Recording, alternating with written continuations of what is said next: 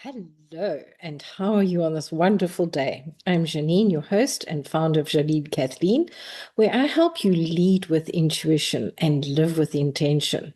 Because what this does for us is it helps us gain that clarity that may have gone a little bit missing in action. And it can bring up all sorts of feelings that are less than helpful. And I have found that by helping people understand what energy is supportive of them, wow, we can create magic and miracles. So, what came forward for this week was very interesting. It was all about standing firm and steady like a mountain. Now, as you know, mountains go deep into the earth. They also have a wide base and a point up at the top. And what this is about is allow your base to be firm, allow yourself to stand. Yes, you have a focus. Yes, you know where you're going. Make sure that foundation is well in place. Allow yourself to be very authentic with your vision, your values, what it is you're looking to create. Because when we understand our strengths, we can say no when people are asking us to work from what is a bit of a weakness for us. And it also helps us stay true to what is best for us when we understand this. Even when people badger you and say, oh, come on, let's do this, you can say, this is very far from number one, what I would love to do, and number two, what I'm meant to do, and number three, it's in my zone of competence or incompetence rather than my zone of genius or excellence. And that is because you know what your foundation is, you have your basis, and you stand firm and strong with it. Remember, no is a complete sentence. Now, it's very helpful in order to be able to do this to make sure that you stay grounded.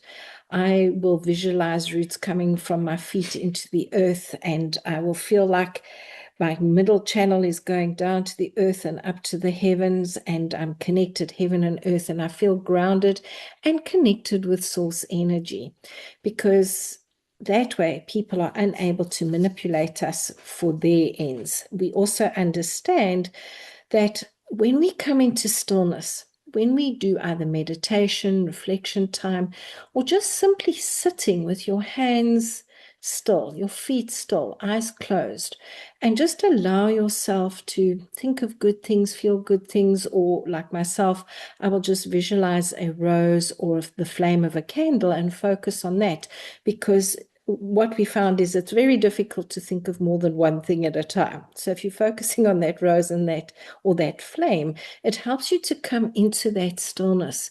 And what this does is it helps you to connect with that beautiful being inside of you so that you are able to recenter, to ground, and to hear what is aligned for you rather than what people are hustling you into.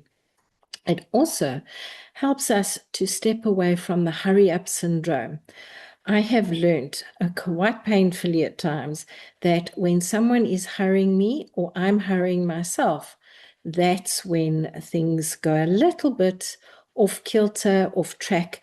And I go, for heaven's sake, if I had just stood still long enough to hear myself think, to hear my inner whisper, and to connect with what's real and my inner being, I would have had a far better ease-filled result. I wonder if you've had the same experience. When we allow ourselves to let go of that hurry up syndrome, we actually allow ourselves and we actually improve within ourselves our awareness, our connection with what's really going on and what it is we're sensing and experiencing around us. It also opens that beautiful inner door to knowing rather than knowledge. Yes, we know we can do things. The knowing is it ours to do? Are we meant to do it? And this helps us to make that better feeling decision, and a decision that is more authentic to the vision we're working towards and the blueprint we and our souls are working with and from. Now, as we know, life is an ever evolving process. We're on a journey. Yes, there are destinations that we'll stop off and just have a bit of a rest time or a fun time or um, a, a gathering ourselves back to ourselves time and time for integration.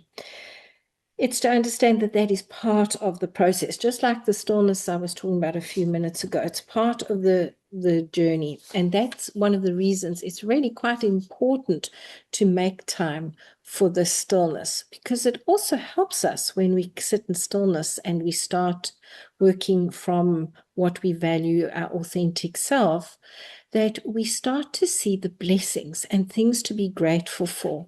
And when we work from that attitude of gratitude, that attitude of everything is always working out for me, and all of life comes to me with ease, with joy, with glory, with flow, with prosperity, wow, things happen.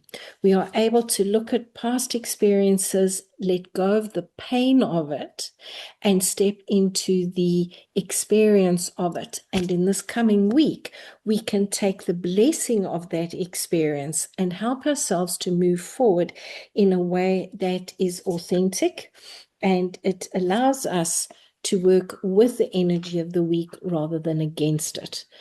So it is to allow ourselves to use the value and the blessing of that experience.